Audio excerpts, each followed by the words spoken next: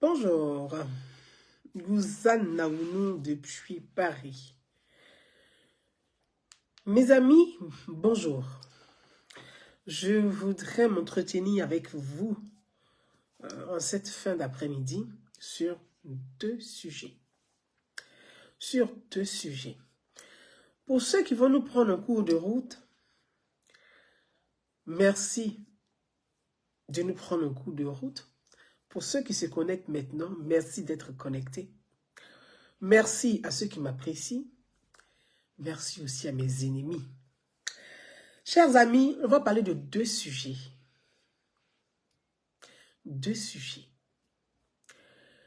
Assini, sur le chemin de Assini.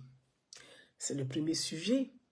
Et le second sujet, c'est sur la conférence de presse de M. Kone Katina et de Damana Picasse.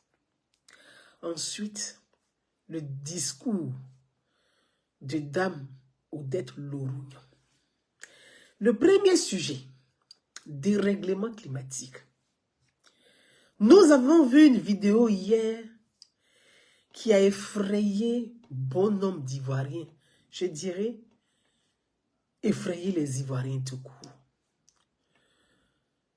Une route qui s'est affaissée brusquement. Une route, comme on dit en ivoirien facile, qui s'est divisée presque. Et nous pouvons dire Dieu merci qu'il n'y a pas eu d'énormes dégâts, qu'il n'y a pas eu sur cette route des cars remplis d'usagers, qu'il n'y a pas eu sur cette route, comme on dit, parce que quand on entend dans la vidéo, les gens disent il y a un baka qui vient à peine de passer. Et nous savons en Côte d'Ivoire que le baka, c'est le transport presque, notre transport un peu commun à l'ancienne que beaucoup d'Ivoiriens et beaucoup utilisent pour leur déplacement quotidien. Dieu merci qu'il n'y a pas eu de morts. Dieu merci que la Côte d'Ivoire ne soit pas en deuil. Dieu merci que des vies ont été... Il y a eu plus de peur que de mal. Mais nous allons parler de ce dérèglement climatique. Moi, je dis dérèglement climatique au lieu d'emprunter ou d'utiliser l'expression de réchauffement climatique. Je dirais dérèglement climatique parce que le climat est déréglé. Mais le dérèglement climatique dépend aussi de l'activité, en grande partie de l'activité humaine. Le dérèglement climatique dépend de l'activité humaine. Et nous avons vu sur les réseaux sociaux, bien malheureusement, et comme toujours, et comme d'habitude, et comme à leur habitude, des gens qui se réjouissent toujours quand il y a une situation déplorable. Certains s'en réjouissent parce que ils utilisent toute situation pour en faire des polémiques politiques. Bien malheureusement, je dis bien malheureusement. Merci pour ceux qui relaient cette vidéo déjà. Permettez-moi de boire. En ce moment, en France, on a une forte pollution. Donc, voilà, pour nous les asthmatiques, c'est pas facile parce qu'on parle de dérèglement climatique. On a une forte pollution en France qui nous affecte beaucoup, qui nous pénalise beaucoup, qui nous épuise beaucoup, mais on essaie de s'adapter. Donc, on va parler de comment s'adapter et de l'urgence de s'adapter et d'adopter un comportement pour pouvoir pallier, faire face à ce dérèglement climatique. Des gens se réjouissent. Certains même ont fait des commentaires et plusieurs commentaires sur ma page. D'autres ont fait des vidéos pour parler des goudrons biodégradables. Mes frères et sœurs ivoiriens, La politique, oui, on peut faire de la politique. Mais dans des situations de grosses frayeurs où des drames pouvaient survenir, où des vies humaines pourraient être en danger, on ne peut pas rigoler de ça et en faire de la petite politique d'arrière-cour, de basse-cour. Il s'agit de la vie et de la sécurité de nos concitoyens. Faire de la politique aussi, c'est améliorer les choses, c'est aider. Parfois, un vrai politicien, un bon politicien, c'est celui qui sait interpeller les autorités, qui sait interpeller l'État, qui sait proposer et qui aide même l'État à améliorer les conditions de vie de la population. C'est ça, faire de la politique. Parce que l'affaire de la politique, c'est apporter ses idées au développement. Faire de la politique, c'est participer au développement durable. C'est ça la politique. Mais malheureusement, la masse manque de culture politique. Autant pour moi, parce que je vous ai dit, on a le dérèglement climatique aussi ici. Bien malheureusement, la masse manque de culture politique. Quand vous regardez sur ces images, frères et sœurs, quand vous regardez ces photos que j'ai fait en capture pour les poser, qui sont juste en bas là, juste en dessous, vous verrez qu'il y a, comme on a dit, les gros trous, comme on dit chez nous, à Bobolet. Il y a des fossés, gros trous.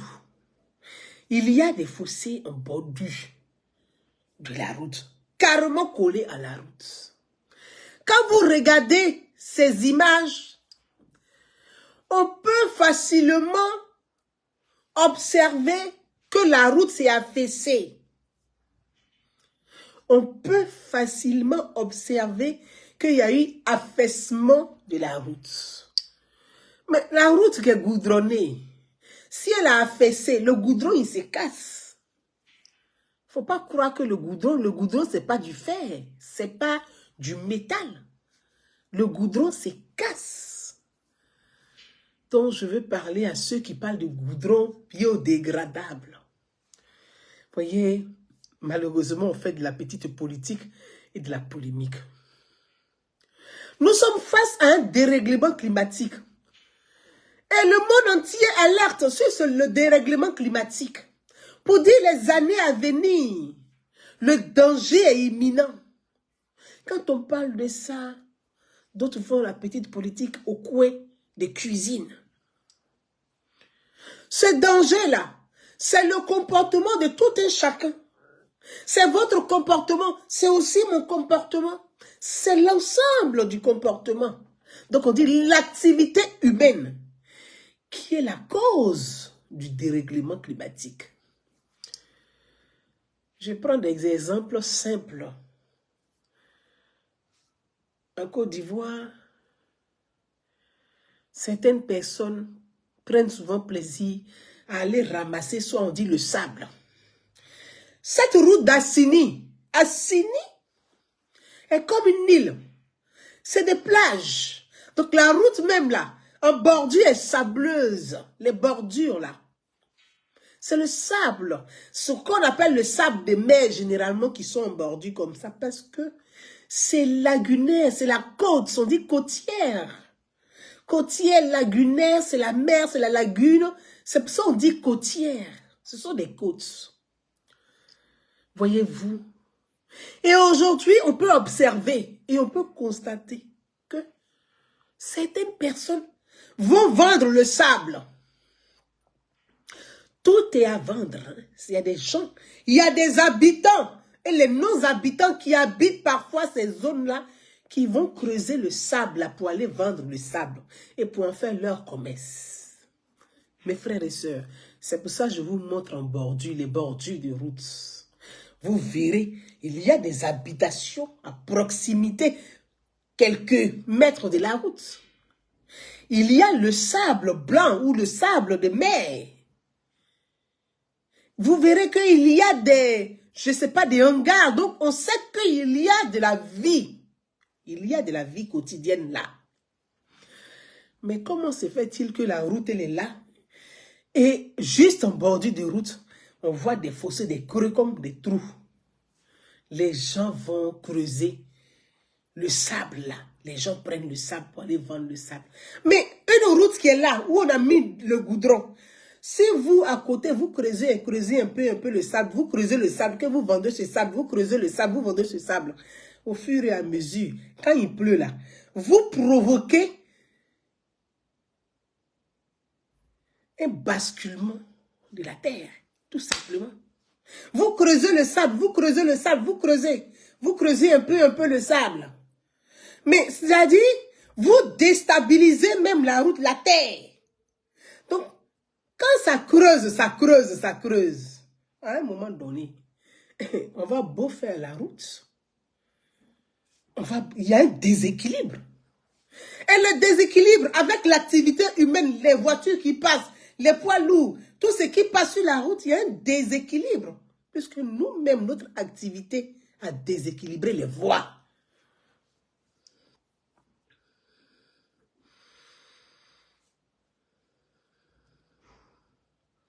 C'est ça la difficulté.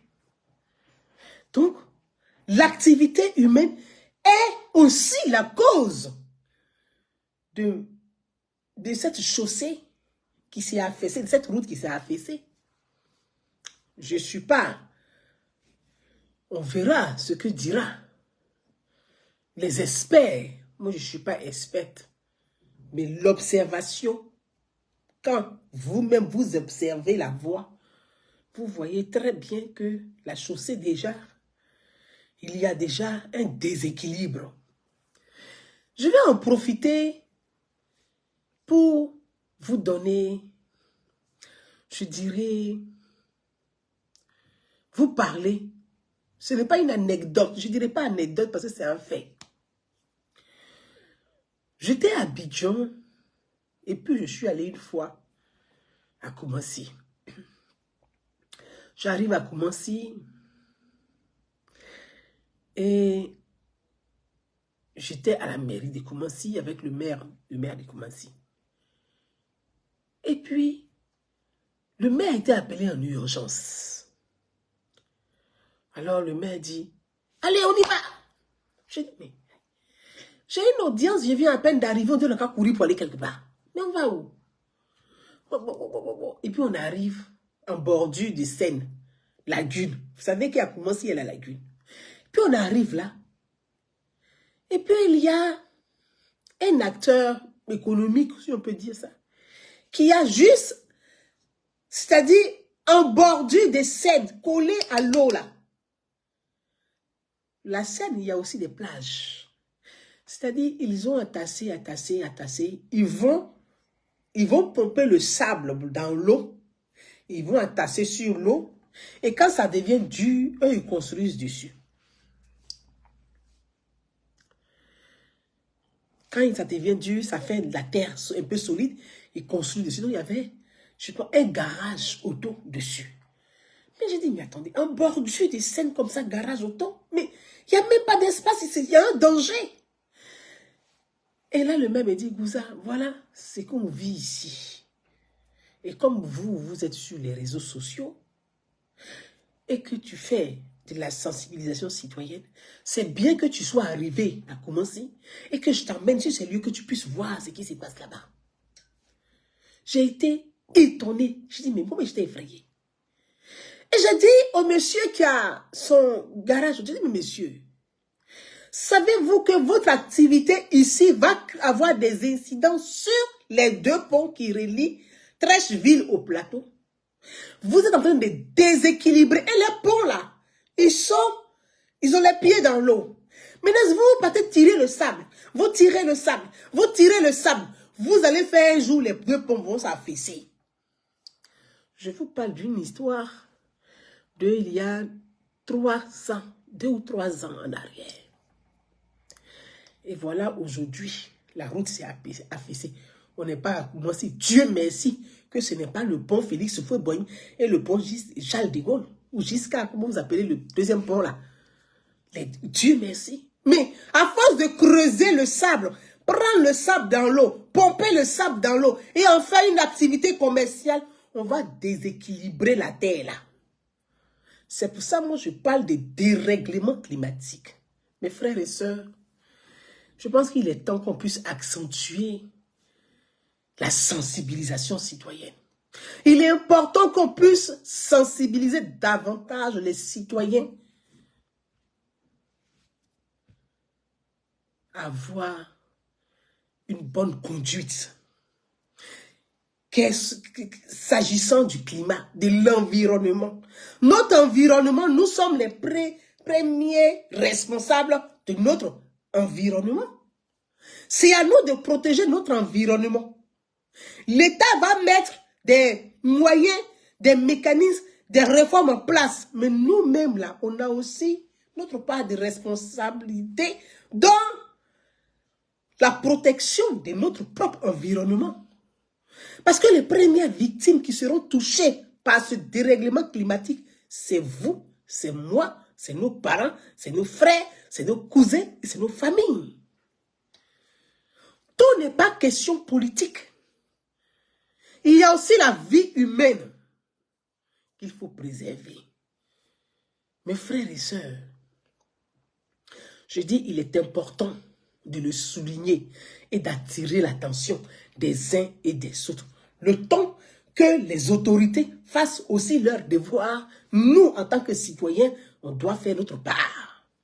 Sensibiliser nos parents, nos familles. Tout n'est pas que politique.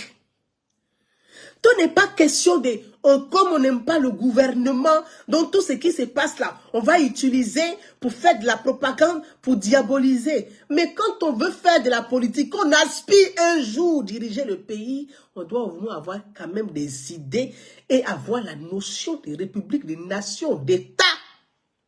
On doit mettre au cœur de notre préoccupation la vie humaine. Là, il s'agit de la vie humaine. J'appelle nos frères et nos sœurs, politiciens, arrêtons la polémique. Essayons d'apporter dans les cités. J'appelle ce qu'on appelle influenceurs ou blogueurs ou comment on les appelle, d'être utiles. Soyez utiles à la vie humaine. Mes frères et sœurs, je ne vais pas être longue.